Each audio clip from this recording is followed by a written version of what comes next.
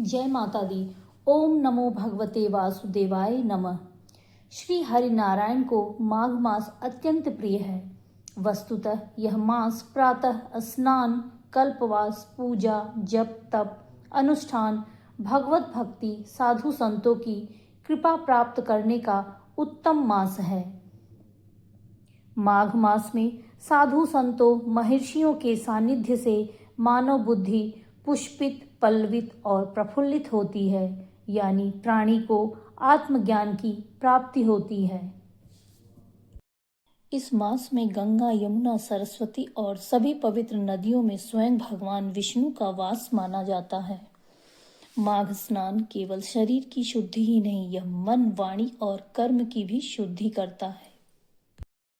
आइए सुनते हैं माघ मास महात्म्य का 18वां अध्याय।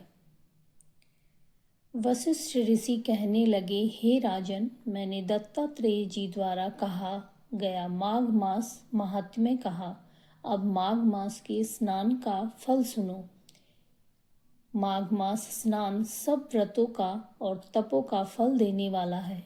माघ मास स्नान करने वाले स्वयं तो स्वर्ग में जाते हैं, किंतु उनके माता पिता दोनों के कुलों को भी स्वर्ग प्राप्त होता है। माघ मास में स्नान करने वाले दुराचारी और कुकर्मी मनुष्य भी पापों से मुक्त हो जाते हैं। इस मास में हरि का पूजन करने वाला पाप समुदाय से छूटकर भगवान के शरीर वाले हो जाते हैं। यदि कोई आलस्य से भी माघ में स्नान करता है, उसके सब पाप नष्ट हो जाते हैं। गंधर्व कन्याएं राजा के श्राप से भयंकर कल भोगती हुई लोमेश ऋषि के वचन से माघ मास में स्नान करने से पापों से छूट गई। यह वार्ता सुनकर राजा दिलीप ने विनय से पूछने लगे कि गुरुदेव, ये कन्याएं किसकी थीं? उनको यह श्राप कब और कैसे मिला? उनके नाम क्या थे? ऋषि की कृपा से कैसे श्राप मुक्त हुई? और उन्होंने किस स्थान पर माघ मास का स्नान किया? आप विस्तार पूर्वक सब कहिए। वशिष्ठ जी कहने लगे, हे राजा, जैसे अग्नि से स्वयं अग्नि उत्पन्न होती है, वैसे ही यह कथा धर्म और संतान उत्पन्न करती है। हे राजन, सुख संगीत नामक गंधर्व की कन्या का नाम विमोहिनी था।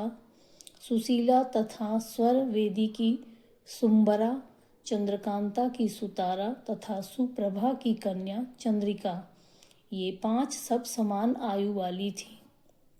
ये 5 सब समान आयु वाली तथा चंद्रमा के समान कांति वाली और सुंदर थी। एक समय ये पांचों माघ मास में सरोवर के किनारे गौरी पूजा के लिए गई। स्वच्छ जल में इन्होंने स्नान किया और बालू मिट्टी की गौरी बनाकर, पुष्प तोड़कर, चंदन, कुमकुम, कपूर, सुंदर कमल के पुष्प तोड़कर पूजन करने लगी। ये 5 कन्याएं पूजन करने के बाद नृत्य करने लगी। जब ये कन्याएं नाचने गाने में लीन हो गई, उसी समय वेद निधि नाम के मुनि के पुत्र अग्नि ऋषि स्नान को गए। उनको देखकर ये 5 कन्याएं उन पर मुग्ध हो गईं और आपस में विचार करने लगी कि गौरी जी ने हमें श्रेष्ठ और सुंदर वर दे दिया है, और आपस में यह सोचने लगी कि यह किसका वर बनेगा। ये 5 कन्याएं आपस में वार्तालाप करने लगी कि यह तुम्हारा वर बनेगा या फिर मेरा वर बनेगा। जब ऋषि पुत्र ने उनके ऐसे वचन सुने तो वह सोचने लगे कि यह तो बहुत बड़ी समस्या उत्पन्न हो गई है। अतः जब ये 5 कन्याएं उनके पास आईं, तब ऋषि पुत्र योग बल के द्वारा वहां से अंतर ध्यान हो गए। ऋषि पुत्र के वहां से अदृश्य हो जाने से यह सब देखकर ये 5 कन्याएं चकित हो गईं और आपस में कहने लगी कि हे ऋषि पुत्र, आप कहाँ चले गए हो? जहाँ पर आप गए हो हमें भी शीघ्र ले चलो। हमारा संताप हरो और हमें दर्शन दो।